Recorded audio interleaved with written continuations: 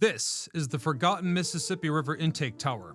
Standing at 92 feet tall, it has battled the world's most dangerous river currents for over a century. And when it was in use, it was home to the keeper of what the newspapers called the Mississippi's only lighthouse. Back then, crews worked long shifts, performing manual tasks such as operating intake gates and monitoring the river's conditions. This was not a luxurious place. On site, they lived in quarters with minimal provisions for weeks at a time, which is all to say that their lives were treacherous. These days, however, the structures appear to be abandoned. They're mostly noticed by drivers passing on Interstate 270 who sometimes mistakenly assume that they're a bygone Route 66 gimmick, castles in the water, but they aren't.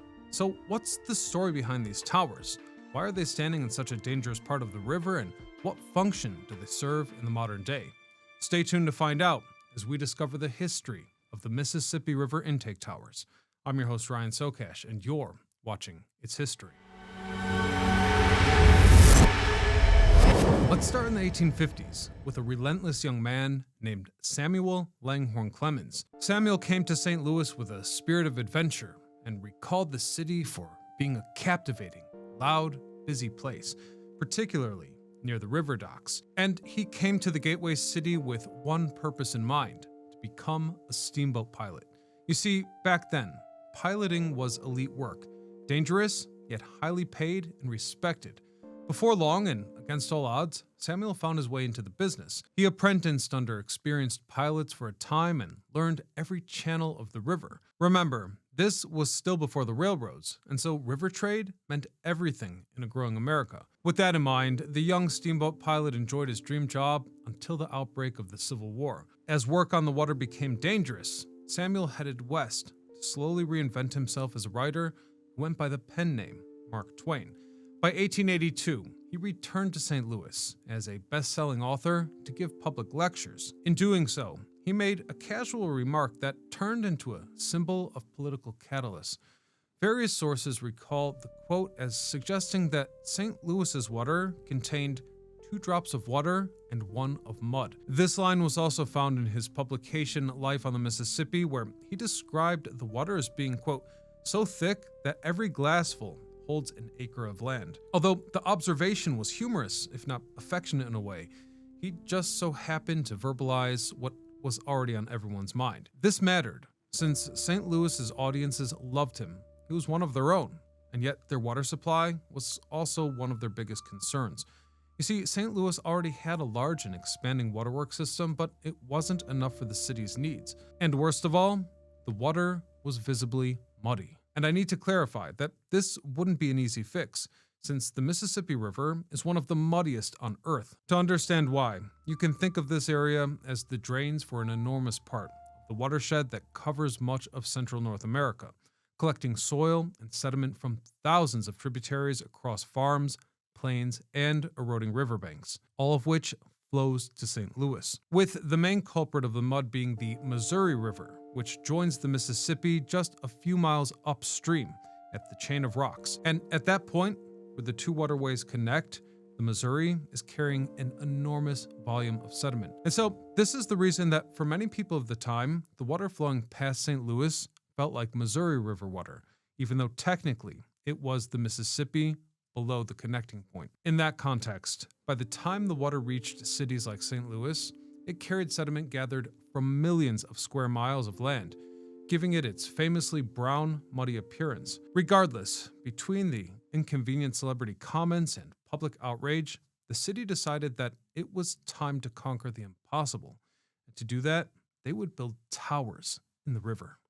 In the final decade of the 19th century, newspapers described the waterworks project as a gigantic engineering enterprise meant to secure the city's future supply from the Mississippi. Illustrations from the era depict the sweeping powerhouse crowned by a tall smokestack stretching along the riverbank. Inside, engines would lift vast quantities of water, force them into settling basins, and then the mains. Whereas at the river, intake structures would admit the water into conduits. From there, it would pass through delivery chambers and integrate settling basins, where the mud and sediment could sink. The powerhouse itself was designed as a symbol of civic ambition, a monumental building intended to demonstrate permanence and confidence in public works. Of course, to feed the system was Intake Tower Number 1, where architects drafted a structure rising over 90 feet above the water. Completed in 1894, the lower portion would be granite, and the upper section would be Bedford limestone. Although very unusual from today's perspective, the chosen Imperial Roman style was typical of government buildings back then. Anyhow, once the water passed the plant, it continued throughout the city via other notable landmarks that we've discussed at length in previous videos, the standpipes.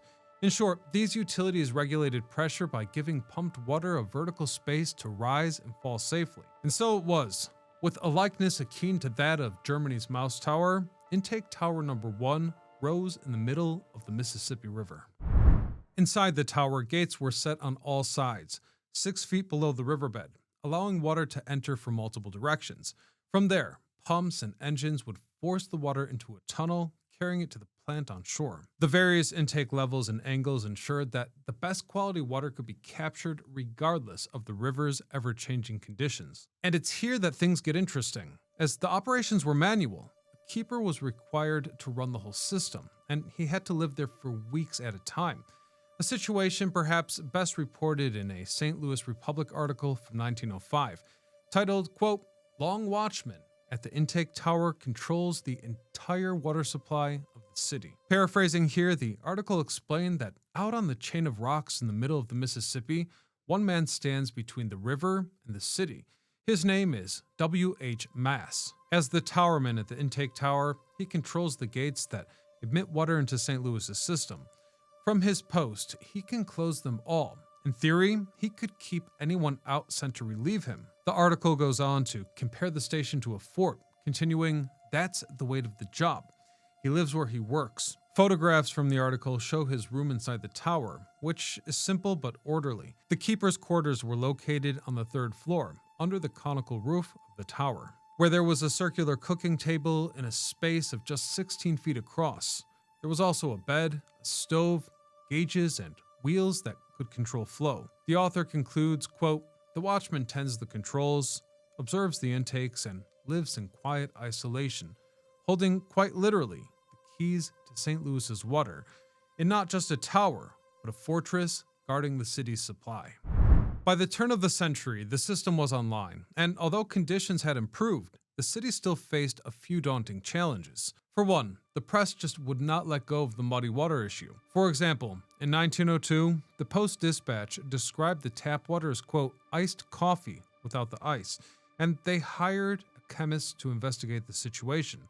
The test revealed that for every 1,770 barrels of water that St. Louis drank, they were consuming 1 full barrel of pure Mississippi mud. The piece also recalls that at Reservoir Number 1, the water looked so thick that it was possible to walk on. So, although the city had progress, the newspapers just kept agitating the situation with outrageous headlines like 15% of mud in your water. So, naturally, the people had their guards up, though the situation was exaggerated.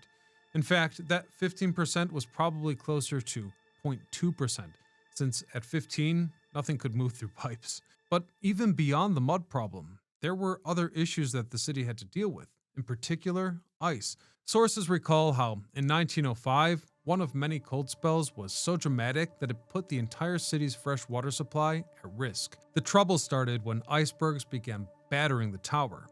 Crews used timbers and aprons to shield what pipes they could, but the measures were swiftly torn away by the force of the river.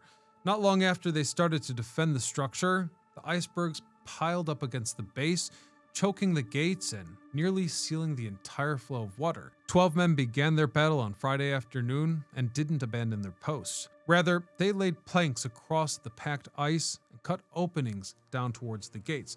From there, they steadied themselves atop the shifting chunks and axed away at the jam below the surface.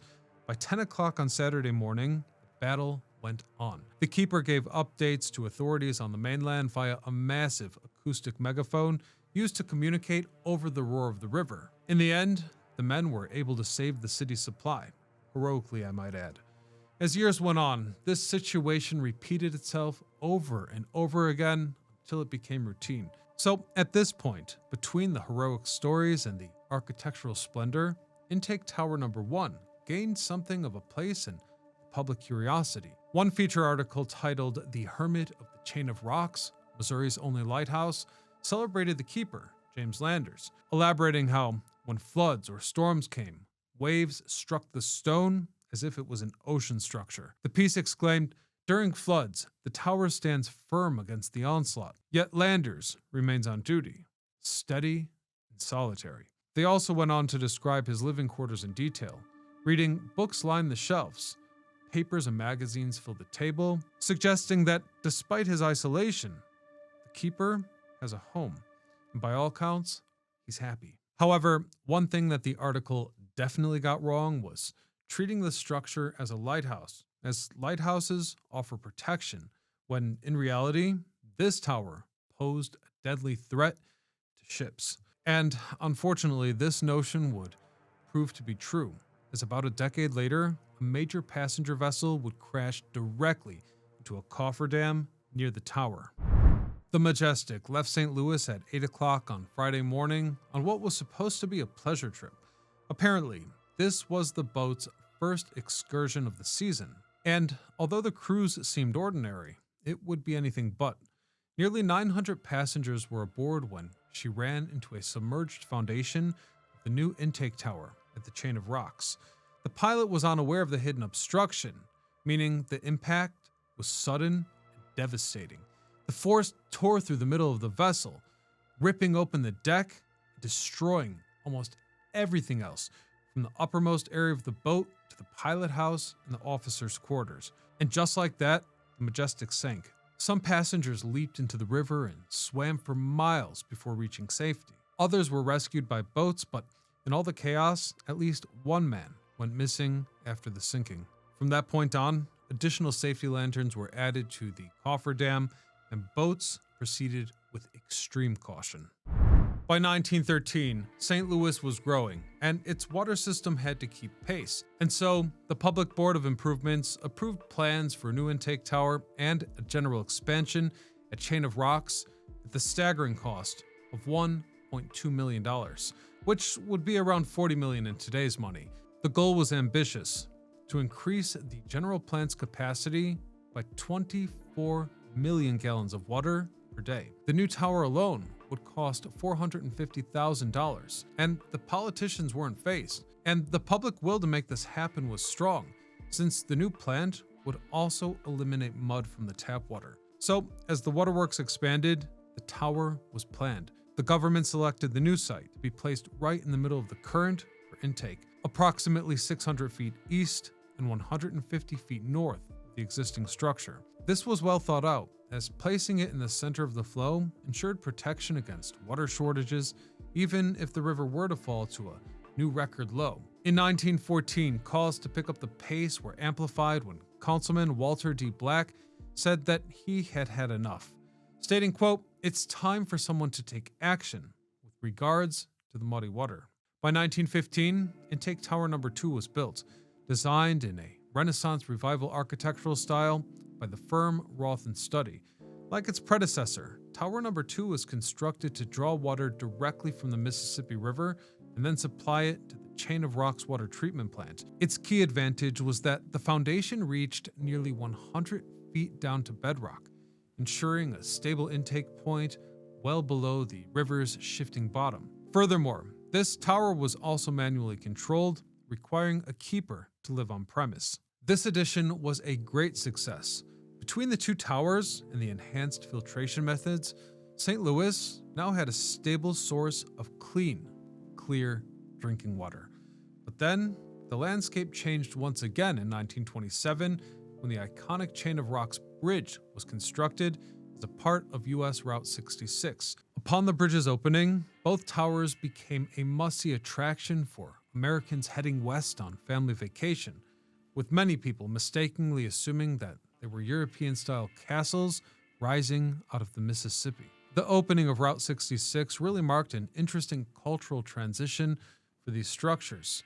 They placed the two towers in the heart of American travel zeitgeist, which was huge at the time. Even so, by the late 1950s, the waterworks was beginning to electrify pumping, which reduced reliance on the older manually operated infrastructure. Meaning, with no caretaker in sight, it didn't take long before these towers took on a more gritty, dare I say almost abandoned, style appearance.